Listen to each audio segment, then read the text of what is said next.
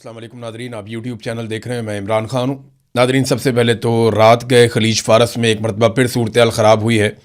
امریکہ اور اسرائیل نے فضائی حملے کیے ہیں اور ایران نے جوابی کارروائی کی ہے۔ دونوں جانب سے جو اسٹیٹمنٹ آیا وہ آپ کے سامنے میں رکھ دیتا ہوں، اور جو علاقائی میڈیا ہے اس نے کیا رپورٹ کیا وہ بھی میں آپ کے سامنے رکھ دیتا ہوں۔ لیکن ایک چیز میں پہلے کنفرم کر دوں آپ کو کہ یہ رات کو جھڑپیں ہوئی ہیں، لیکن ایک اسپیسیفک ٹائم پیریڈ کے لیے تھیں، اس کے بعد پھر معاملات تھم گئے ہیں۔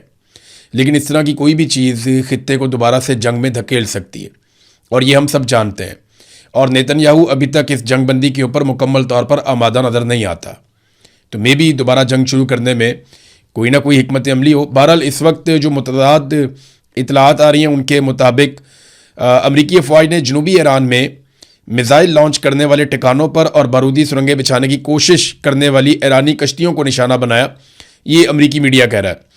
امریکی حکام کے مطابق آبنۂ ہرمز میں بارودی سرنگیں بچھانے والی کچھ جو پاسداران انقلاب کی وہ کہتے ہیں کشتیاں تھیں، انہیں تباہ کیا گیا، انہیں نشانہ بنایا گیا، اور اس کے ساتھ ہی بندر عباس میں زمین سے فضا میں مار کرنے والے میزائل کے ایک ایسے ٹھکانے کو بھی ہدف بنایا گیا جو امریکی جنگی طیاروں کو نشانہ بنا رہا تھا۔ دوسری جانب ایران نے جو دعویٰ کیا وہ یہ ہے کہ آج رات بندر عباس کے قریب ان کی کشتیوں پر ہونے والے حملے میں 4 عام ماہی گیر ہلاک ہوئے ہیں، اور مقامی میڈیا نے ان ہلاک شدگان کی تصویریں بھی جاری کی ہیں۔ ایرانی ماہی گیروں کی شہادت کا یہ دعویٰ امریکی رپورٹس کے بالکل برعکس ہے، جن میں کہا گیا تھا کہ یہ فوجی کشتیوں کو نشانہ بنایا گیا ہے، اور یہ IRGC کی کشتیاں تھیں اور ان کے اوپر اٹیک کیا گیا ہے۔ جبکہ الجزیرہ کے رپورٹر علی ہاشم وہ یہ کہتے ہیں کہ ان کی ایرانی سورسز سے بات ہوئی ہے، اور وہاں سے جو انہیں پتہ چلا وہ یہ ہے کہ بندر عباس کے قریب سنی جانے والی شدید فائرنگ کا سلسلہ اس وقت شروع ہوا جب پاسداران انقلاب نے سمندر میں ایک بحری جہاز کو نشانہ بنایا، جس کے بعد امریکی جنگی طیاروں نے ایرانی فوجی کشتیوں پر حملے کیے۔ یہ خبر جو ہے وہ الجزیرہ کے رپورٹر بتا رہے ہیں۔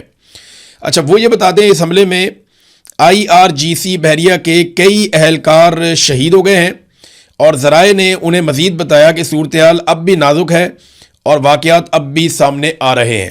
اچھا، یہ اس وقت رپورٹ ہوا جب حملے ہوئے تھے۔ تو ناظرین، یہ ایک جھڑپوں کی صورتحال اس کو کہا جائے گا، دونوں جانب سے اٹیک کیا گیا۔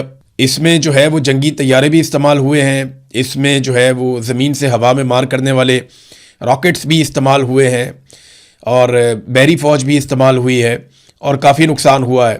اب اس نقصان کے اوپر ایران جب تفصیلی جواب دے گا تو تب پتہ چلے گا۔ ویسے بھی ایران نے ہمیشہ کہا کہ ہم جو بھی کارروائی کی جائے گی اس کا جواب ضرور دیں گے، اور ایران کا ٹریک ریکارڈ بھی یہی ہے۔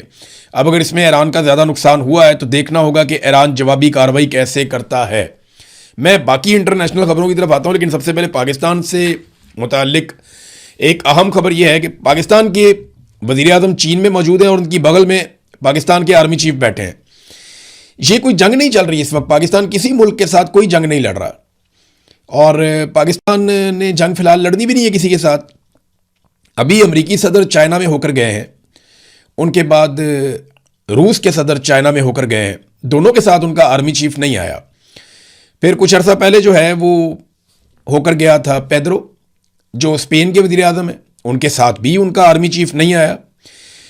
ایرانی قیادت بھی آئی تھی، اور ایرانی جو سیاسی قیادت ہے وہ بھی پہنچی تھی چین میں، لیکن ان کے ساتھ بھی ان کا آرمی چیف نہیں آیا۔ ہمارے پیچھے رہ جانے کی جو ایک بڑی وجہ نا وہ یہی ہے کہ ہمارے سیاستدانوں کو کوئی بھی فیصلہ کرنے سے پہلے ملکی مفاد میں نہیں دیکھنا ہوتا، انہوں نے یہ دیکھنا ہوتا ہے کہ اسٹیبلشمنٹ کا اس میں فائدہ ہے یا نہیں ہے۔ وہ بیچارے صرف اسٹیبلشمنٹ کے مفاد کا تحفظ کرتے رہتے ہیں، اور پاکستان کا مفاد کہیں اور رہ جاتا ہے۔ بھارتی وزیر اعظم پوری دنیا میں جاتا ہے، اس کے ساتھ اس کا آرمی چیف نہیں ہوتا۔ وہ دنیا کے جس ملک میں بھی جاتا ہے وہ خود بات کرتا ہے، اس کے وزراء بات کرتے ہیں، وہ اپنے آرمی چیف کو اپنی بغل میں یا اپنے پہلو میں بٹھا کر نہیں رکھتا۔ یوکرین گزشتہ 4 سال سے جنگ لڑ رہا ہے، اور بہت طاقتور ملک ہے روس جس کے ساتھ وہ جنگ لڑ رہا ہے۔ جب یوکرین کا صدر جاتا ہے دنیا کے ممالک میں تو اس کی بغل میں بھی اس کا آرمی چیف نہیں ہوتا، حالانکہ اس کا آرمی چیف دنیا کی ایک مشکل ترین جنگ لڑ رہا ہے۔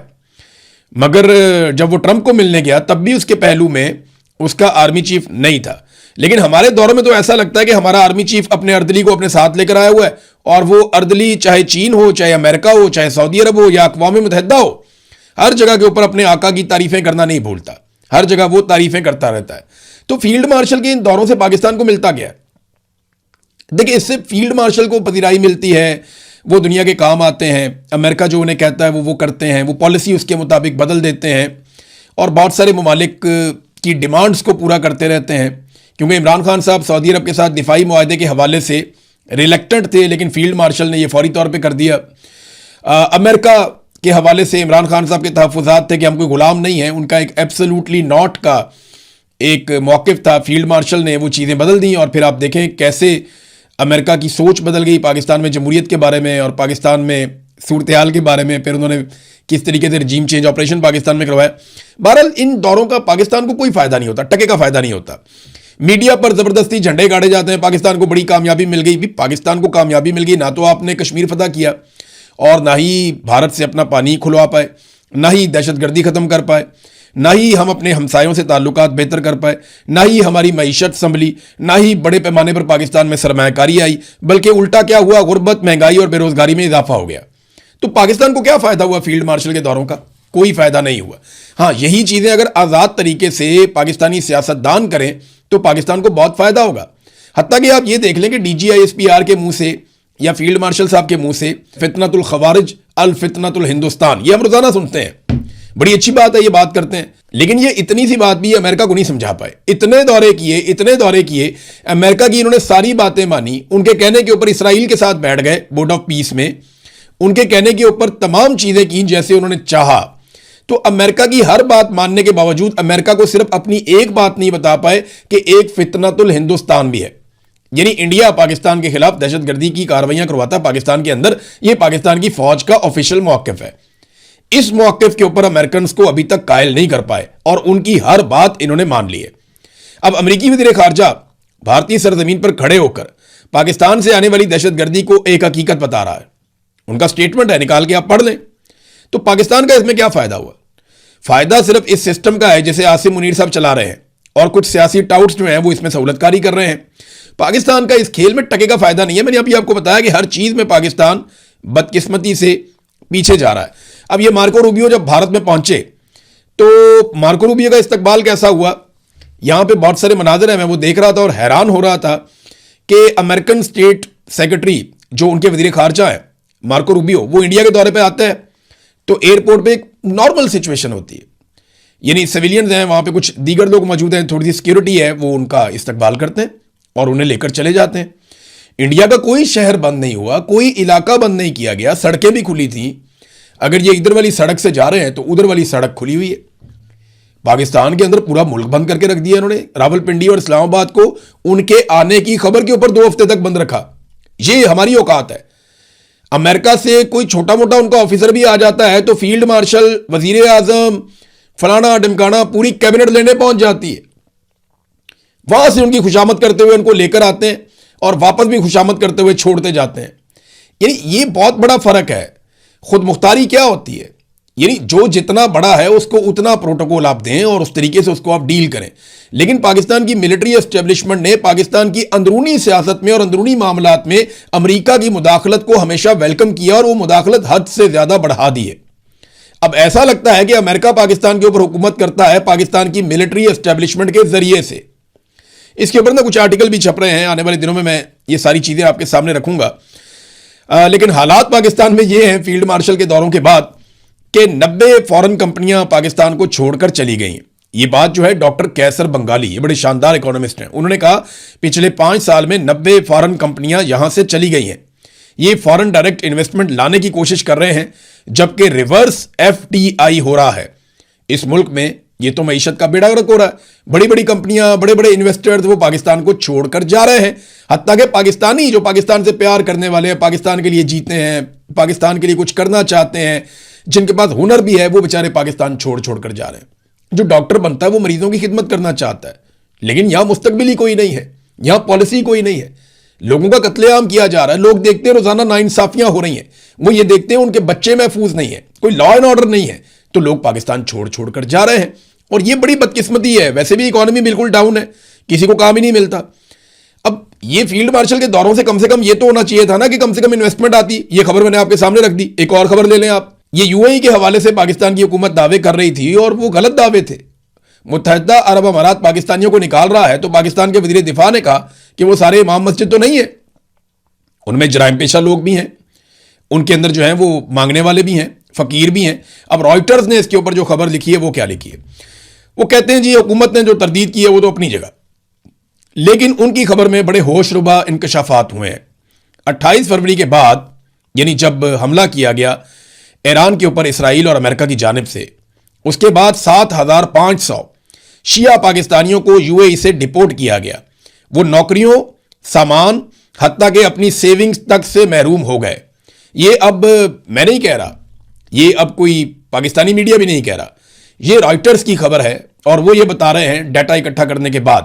ابھی مزید ڈیٹا بھی آ جائے گا آپ کے سامنے اور بہت ساری چیزیں آپ ان کو دیکھیں گے تو یہ بھی پاکستانی حکومت کا موقف غلط ثابت ہو گیا کہ جناب یہ جرائم پیشہ لوگ واپس آئیں۔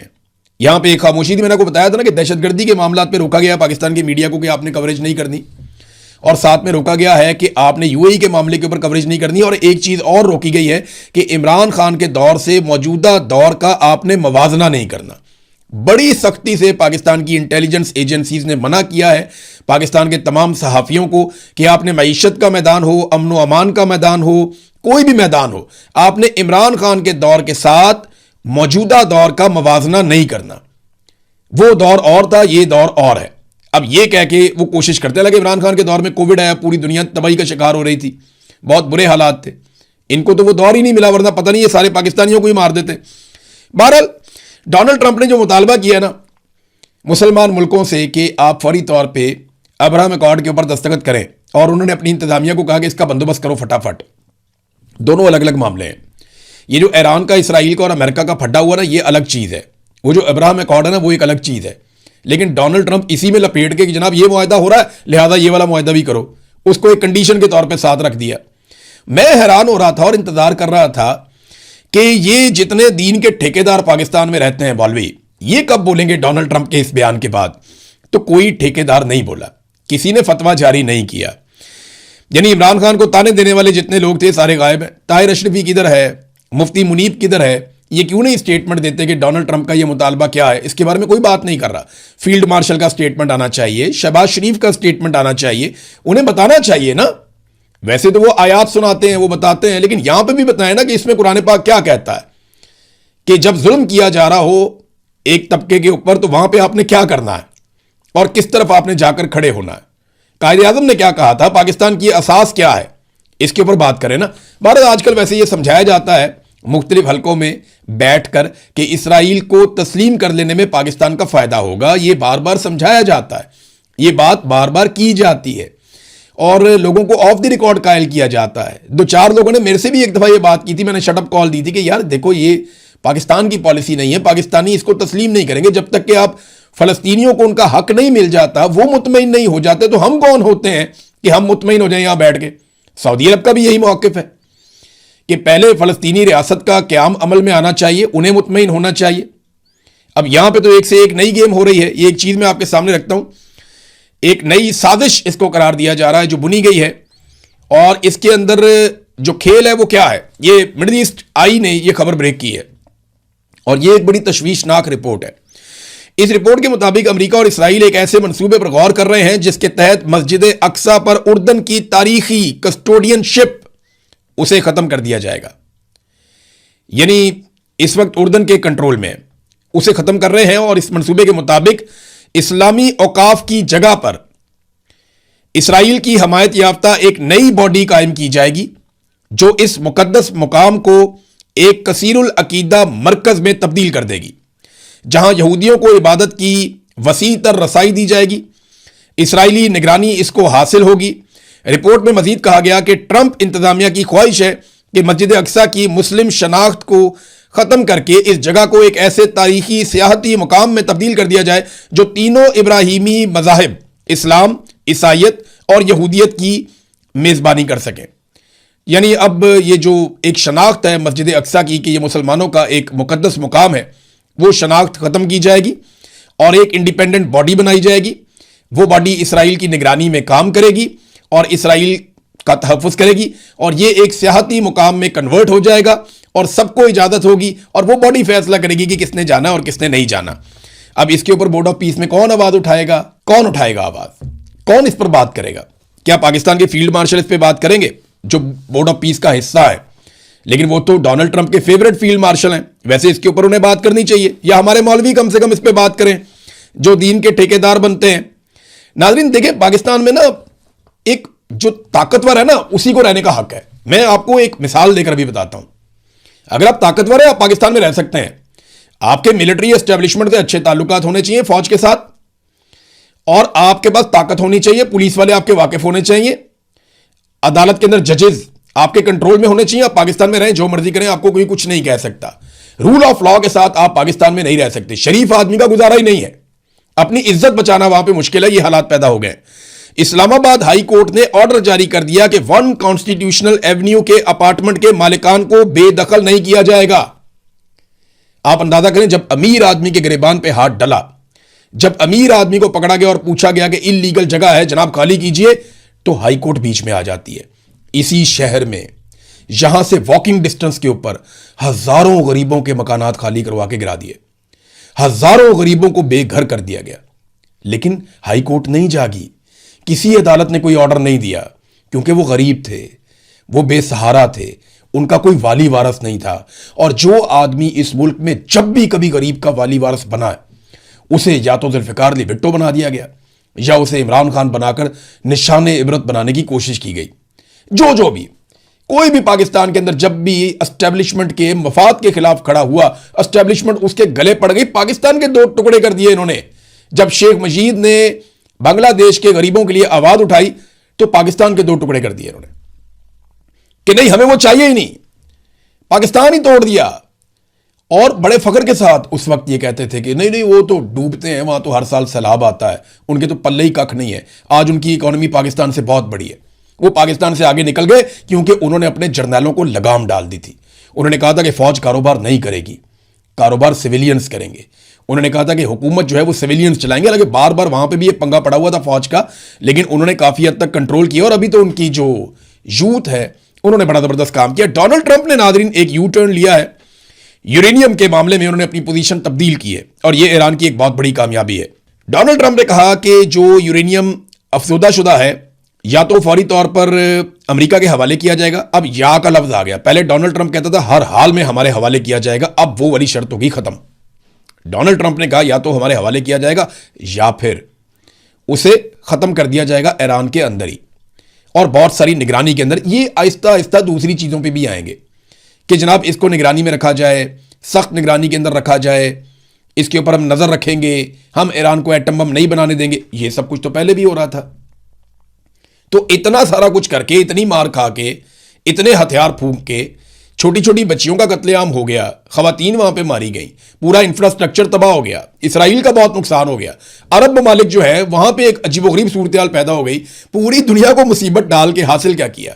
اگر مذاکرات ہی کرنے تھے ڈونلڈ ٹرمپ نے تو مذاکرات تو پہلے بھی ہو رہے تھے، اور آبنائے ہرمز کو اگر کھلوانا ہی تھا تو وہ تو پہلے بھی کھلی ہوئی تھی۔ تو کوئی ایک بھی ایسا ٹارگٹ جو ڈونلڈ ٹرمپ نے پہلے رکھا تھا وہ ابھی تک ڈونلڈ ٹرمپ یا امریکہ اچیو نہیں کر سکا، اور ڈونلڈ ٹرمپ کو یہ جواب اگلے انتخابات میں دینا پڑے گا، کیونکہ یہ سوالات ان کے سامنے بار بار رکھے جائیں گے۔ ناظرین اب تک کے لیے اتنا ہی، اپنا خیال رکھیے گا، اپنے اس چینل کا